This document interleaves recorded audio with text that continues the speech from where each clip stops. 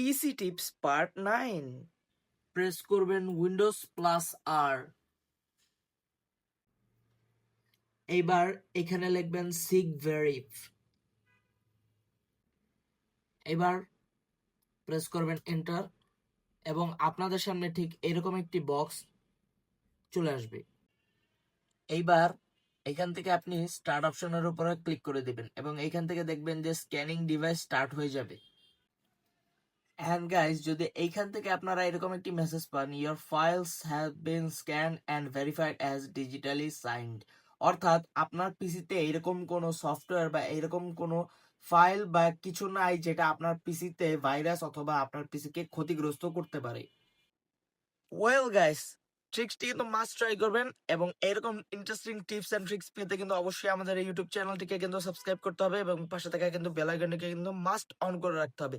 So দেখা হচ্ছে পরবর্তী ভিডিওতে। Till then, by.